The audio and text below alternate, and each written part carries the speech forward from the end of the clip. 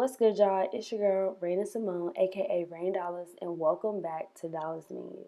If you're new here, go ahead and hit that subscribe button. So today on the menu, we're about to take this green wig and turn it red. I know. So what we're going to need is baking soda, clarifying shampoo, and I didn't show it here, but try to find some extra strong dish soap. So I got me a nice little clear container, as you can see here. I'm just going to put in a couple pumps of my clarifying shampoo. How much you put in is, of course, up to you. This wig is very pigmented, so I know it's going to take us a couple of tries. I'm going to open up my baking soda, pour some of that in there, and then, of course, put in my dish soap as well. What we're doing here basically is when you watercolor dye a wig, it's like temporary color. It doesn't penetrate the cuticle, it doesn't go into the shaft of the hair. So it's basically going to take that top tone that's just sitting on top of the outside of the hair, and we're going to strip that color all the way down. Of course, like I said, this wig was extremely pigmented, so it took me about, I really want to say 7 different trials of doing this mixture for me to get it to the color I wanted. So you need hot water. You're literally just every time going to put it in there, leave it in there for 5 minutes. Look how green that water turned. That's just the first round. Like, it's gonna strip it right on out. You're gonna like ring it around, swirl it around, but really you can leave it for 5 minutes, wring it out, and then you're gonna go again, pour the water out and change it. And it's just so crazy how easy this works with a watercolor dye. So as we go into our second round, I just want to explain something to you guys. I am a licensed cosmetologist, so I understand that green and red, they actually cancel each other out on the color wheel. So that's like the girls who, you know, you end up trying to dye your hair blonde and it ends up being green. For some reason, color won't take. It's that type of thing. You usually have to fill with a red. You'll get like a muddy brown, and then you can place dye on top.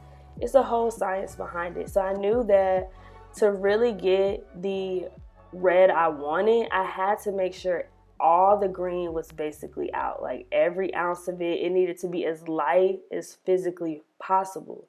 If I was gonna do a different color, if I was just gonna go into like a lavender or a light blue or something like that, I could have probably went in the end and just watercolor dyed the wig again. But you see here, I'm just gonna keep on going with that same mixture over and over. You see the Dawn soap there now. And yeah, more than once, we're just gonna get that wig as light as possible. Do y'all think it's gonna work? Go ahead and drop a comment now and then keep on watching.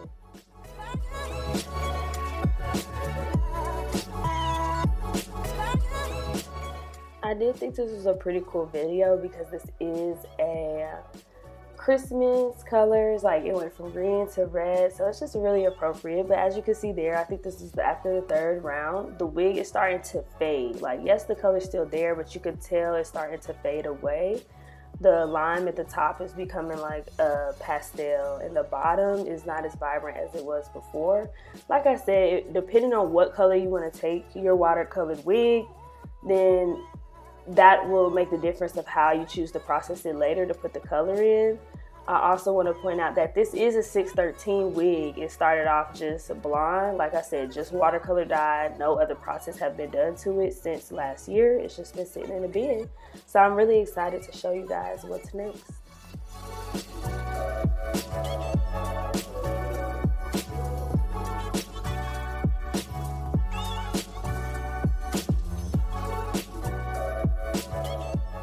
So after about 5 rounds, look at this. This is what I was talking about. The color is literally falling out. I think after this night, I left it for a second. I wanted to think about it. What should I do? I was still at this point thinking that I was gonna watercolor dye it to that red, which honestly, I feel like I should have tried because it might have worked, but I was pointing here to say that the bottom's just not as light as I would want it to be. So the next morning, I did 2 more rounds, kind of just dipping the ends. And then you about to see what it came out. I'm amazed. It almost looks like the original 613, especially at the top. At the bottom, of course, there's still this like really light tinge of green, as you can see here.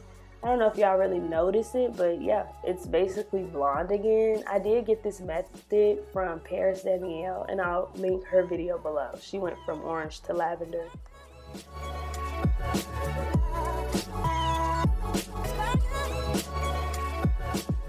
To dye this wig originally with the green, I was using semi-permanent. I was using the Adore color. So this time I'm going in with actual permanent color. I did a little bit of prep. I dried it up a little bit. This is when I decided I'm not going to watercolor dye it. I'm going to actually place the color because I needed to process the best it can. Yes, you can dye wet hair, of course, you know, but it's just a matter of preference. It is still a little wet, but I just wanted to penetrate as good as it can because I wanted to get really vibrant, and I was worried about covering that green. If I didn't get a lot of that green out, like I said before, the wig would have just went brown or like muddy, and you know, it maybe would have been a cute color, but probably it just would have went black after that. So here you're gonna see I took my comb first after I did my mixture 1:1. I used a Wella color 5546. I'm not sure if you could get this permanent color from like a regular store, but either way, that's the color I used. I am at the lace part, I like to comb it in. I learned that method from Slade by Jordan. Let me know if y'all follow him. Basically just so you can kind of avoid your lace, but like, sis, why didn't you tell me that I didn't put no plastic bag on my girl head? Like, she is about to have a red hairline for the rest of her life.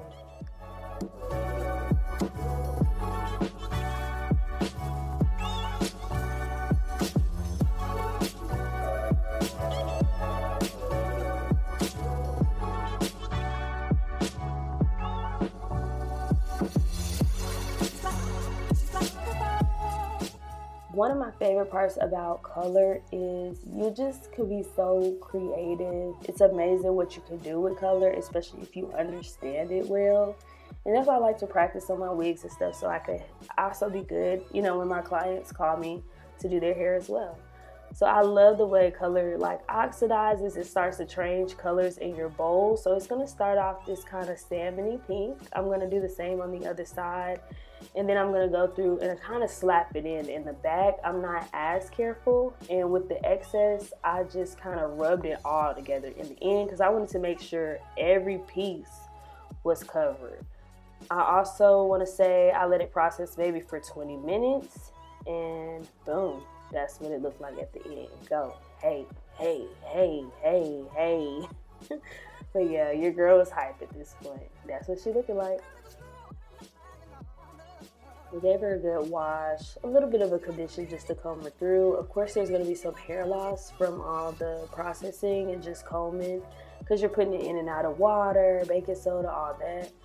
Just set her under the dryer to get my base dry. Then I'm gonna blow dry the wig out. What do y'all think? Like, the color came out so vibrant. It's crazy how much I loved it. And I'm just glad I did the regular dyeing method as opposed to dipping it because I'm not sure if I would have got the same result. I'm gonna drop some wand curls in here. I'm not gonna show you guys an install. The reason I don't really install wigs on my channel, because people always ask, is I just don't want to give y'all half-ass content. Just being honest, like, and I don't know, I'm still working on my wig application. Like, if it's not flawless, I don't have nothing to show y'all just yet, but I'm working on it. And I curled her up, put some baby hairs in her. I wanted a really curly but super flat look. So yeah, you're about to see the big reveal, sis. All products will be linked in the description below. It did take me 2 boxes, which is about 4 ounces of that color to color this whole wig. But I think she lay, honey. Now it's time to comb those curls out. I really like this look that I went with. I did a new makeup look tonight. I have the new hair on. I've actually never did red before. And I feel like it just really brought out like my skin tone. I think it's really complimentary. I'm really amazed, you know, that it's basically the same wig from before. Like, it really is amazing what you could do with hair. So yeah, 613 wig dyed with a semi-permanent, stripped and dyed permanently red at this point. Now, I wouldn't be able to do that same process now because we permanently dyed this hair. Yes, clarifying shampoo will fade color over time, but just be wary of that. This is more for a method when you're just watercolor dyeing.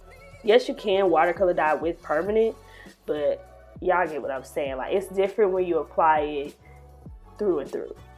I was feeling myself. I appreciate y'all for watching. If you have any questions, please feel free to ask in the comments below. This is how it looked in the bag. And yes, I went out that night. I know y'all want to know. I really appreciate y'all for watching. New content coming soon. Thank you for watching Dollars Menu. Peace.